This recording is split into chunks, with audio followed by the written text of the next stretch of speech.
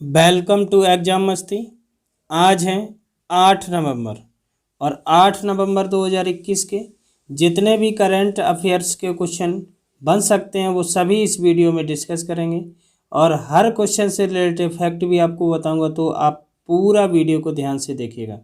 Last में आपसे एक क्वेश्चन भी पूछूंगा, उसका आंसर भी आपको कमेंट बॉक्स में बताना है। आज की PDF फाइल भी आप डाउनलोड कर सकते हैं। PDF आप हमारे टेलीग्राम ग्रुप से भी डाउनलोड कर सकते हैं।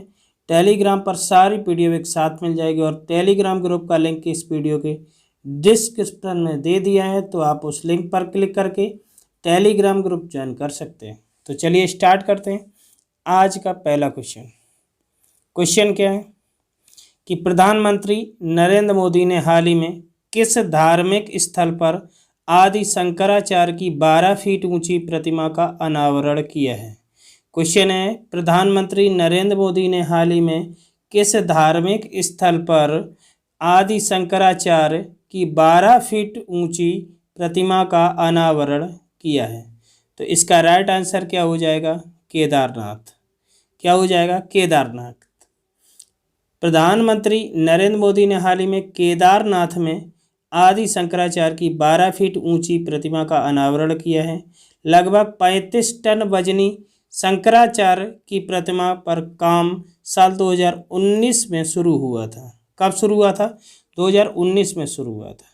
तो ये 12 फीट ऊंची प्रतिमा का अनावरण कहाँ पर किया है? केदारनाथ पर। कहाँ पर किया है? केदारनाथ में। और किसकी ये प्रतिमा है? आदि शंकराचार्य की। ठीक है, तो इस क्वेश्चन के बारे में आप समझ गए होंगे। अब बात आती है केदारनाथ की। तो केदारनाथ कहाँ पड़ता है? उत्तराखंड में। कहाँ पड़ता है? उत्तराखंड में। तो उत्तराखंड की जो कैपिटल है वो कहाँ है? देहरादून और गैरसैंण। यहाँ के CM कौन है? पुष्कर सिंह धामी। और उत्तराखंड के जो गवर्नर हैं कौन है? गुरमीत सिंह। अच्छा, पहला वन चिकित्सा केंद्र खोला गया कहाँ पर? उत्तराखंड में। भारत के पहले जैव विविधता उद्यान भारत वाटिका का उद्घाटन किया गया कहाँ पर? उत्तराखंड में। भारत का पहला लाइकेन पार्क कहाँ बनाया गया? उत्तराखंड में। हरेला पर्व, फूलों की घाटी, ये सब कहाँ पर हैं? उत्तराखंड में। यहाँ उत्तराखंड के जो नेशनल पार्क हैं, जो इम्पोर्टेंट नेशनल पार्क हैं, जैसे फूलों की घाटी, राजा जी राष्ट्रीय उद्यान, नंदा देवी राष्ट्रीय अभ्यारण्य, गंगोत्री नेशनल पार्क, गोविंद पशु विहार नेशनल पार्क और सेंचुरी, ये सब कहाँ है? उत्तराखंड में। जिम कॉर्बेट पार्क, ये सबसे पुराना पार्क है। कौन सा? Gym Corbett park. इसका पुराना नाम क्या है? Heli national park. लेकिन हाल ही में उत्तराखंड सरकार ने जिम कॉर्बेट पार्क का भी नाम बदल दिया है। अब इसका नया नाम होगा रामगंगा नेशनल पार्क। क्या होगा? Ramganga national park. किसका? Jim Corbett park. और जिम कॉर्बेट पार्क से पहले इसका नाम क्या था? Hailey national park. ठीक है, हाल ही में इसका नाम चेंज किया गया है। अब नया नाम क्या होगा? Ramganga national park. अच्छा, जो केदारनाथ है वो कौन से जिले में पड़ता है? रुद्रप्रयाग में। कहाँ पर पड़ता है? रुद्रप्रयाग में। उत्तराखंड में हिमालय पर्वत की गोद में केदारनाथ मंदिर 12 ज्योतिर्लिंग में सम्मिलित होने के साथ 4 धाम और पंच केदार में से एक है। यहाँ की प्रतिकूल जलवायु के कारण यह मंदिर अप्रैल से नवंबर माह के मध्य ही दर्शन के लिए खुलता है। कब खुलता है? अप्रैल से नवंबर के जो माह होते हैं, अप्रैल से नवंबर माह के मध्य दर्शन के लिए खोला जाता है, बाकी का बंद हो जाता है। ठीक है, तो आप उत्तराखंड और केदारनाथ के बारे में इतनी महत्वपूर्ण जानकारी आपको रखनी चाहिए। बढ़ते हैं अगले क्वेश्चन पर। तो अगला क्वेश्चन है कि वेस्ट इंडीज के किस ऑलराउंडर खिलाड़ी ने अंतर्राष्ट्रीय क्रिकेट से संन्यास की घोषणा की है? कहाँ के? वेस्ट इंडीज के ऑलराउंडर खिलाड़ी ने अंतर्राष्ट्रीय क्रिकेट से संन्यास की घोषणा की हाल ही में। उनका नाम क्या है? उनका नाम है ड्वेन ब्रावो। क्या है? Dwayne Bravo. वेस्ट इंडीज के ऑलराउंडर खिलाड़ी ड्वेन ब्रावो ने हाल ही में अंतर्राष्ट्रीय क्रिकेट से संन्यास की घोषणा की है। ब्रावो ने 4 नवंबर 2021 को श्रीलंका के खिलाफ 20 रन से मिली हार के बाद यह घोषणा की है। उन्होंने वर्ष 2004 में इंग्लैंड के खिलाफ टेस्ट मैच से आगाज किया था। उन्होंने करियर में कुल 40 टेस्ट खेले। तो इस क्वेश्चन का राइट आंसर क्या है? Dwayne Bravo. अगले क्वेश्चन की बात करें, अगला क्वेश्चन है आपका कि भारत और किस देश ने हाल ही में 7 और व्यापार प्रवेश और निकास द्वार खोलने की घोषणा की है। भारत और किस देश ने हाल ही में 7 और व्यापार प्रवेश और निकास द्वार खोलने की घोषणा की है। तो इसका राइट आंसर क्या है? राइट आंसर क्या है इसका? भूटान। क्या हो जाएगा? भूटान। भूटान और भारत ने हाल ही में 07 और व्यापार प्रवेश और निकास द्वार खोलने की घोषणा की है। कितने? 7 और व्यापार प्रवेश और निकास द्वार खोलने की घोषणा की है। साथ ही दोनों देशों के बीच व्यापार और पारगमन के मुद्दे पर चर्चा करने के लिए हुई थी। इस बैठक के दौरान व्यापार संपर्क बढ़ाने के लिए विचार विमर्श किया गया था। तो क्वेश्चन का राइट आंसर इसका क्या हो जाएगा? भूटान। क्या हो जाएगा? भूटान। अब बात करते हैं भूटान की। तो भूटान की कैपिटल कहाँ है? थिम्पू। और भूटान के पीएम कौन है? लोते त्रिसेरिंग। भूटान के राजा कौन है? जिम्मे खेसर नामग्याल वांगचुक। भूटान की मुद्रा क्या है? रुपया और भूटानी निगलुट्रम। भूटान की सबसे ऊंची चोटी कौन है? कुला कांगरी। क्या है? कुला कांगरी, जिस पर अभी तक कोई नहीं चढ़ पाया। भूटान की जो सबसे ऊंची चोटी है कुला कांगरी, और जिस पर कोई अब तक नहीं चढ़ पाया। भूटान का राष्ट्रीय खेल तीरंदाजी और डॉट्स है। तो भूटान के बारे में इतनी इंपॉर्टेंट जानकारी आपको होनी चाहिए। चलिए अगले क्वेश्चन पर बढ़ते हैं। अगला क्वेश्चन है कि भारतीय वायुसेना और किस संगठन ने स्वदेशी रूप से विकसित स्मार्ट एंटी एयरफील्ड हथियार को 2 उड़ान के सफलतापूर्वक परीक्षण किए? क्वेश्चन क्या है? भारतीय वायुसेना और किस संगठन ने स्वदेशी रूप से विकसित स्मार्ट एंटी एयरफील्ड हथियार को 2 उड़ान के सफलतापूर्वक परीक्षण किए? राइट आंसर क्या होगा?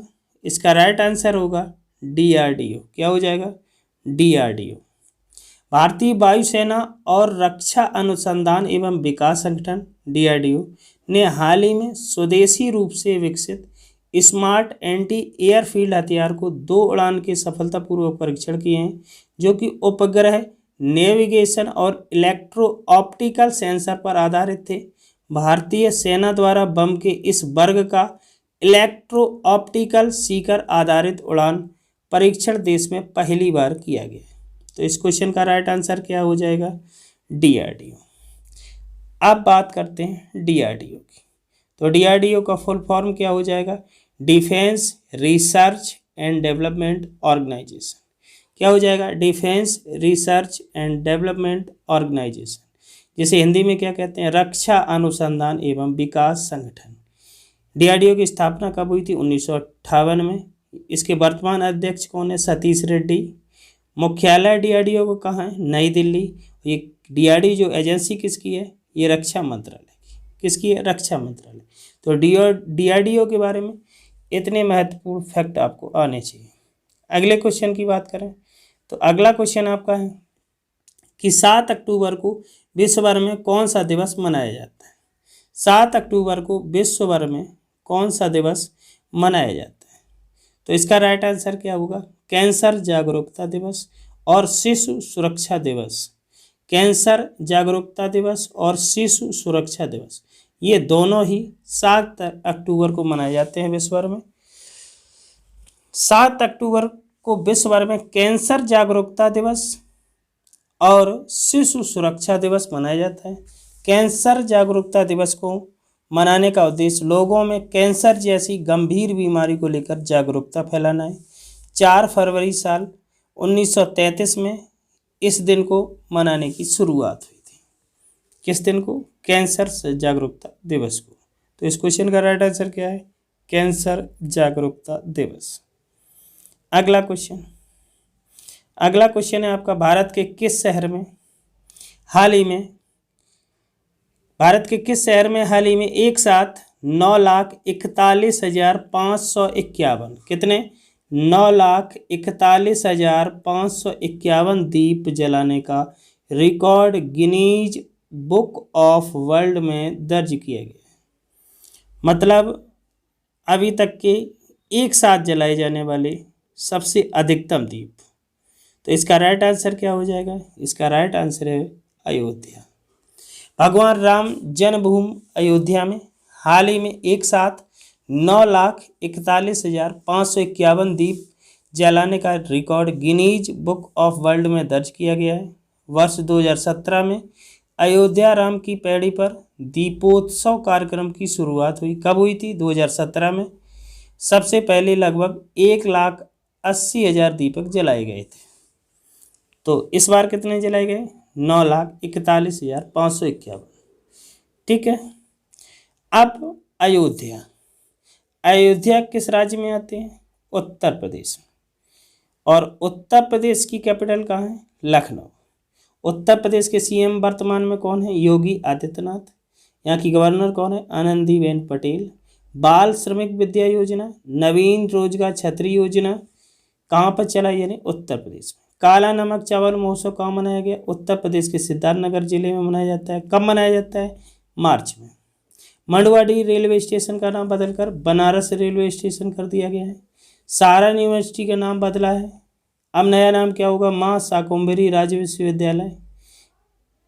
सहारनपुर यूनिवर्सिटी का नया नाम माँ शाकंभरी राज्य विश्वविद्यालय किया जा चुका है।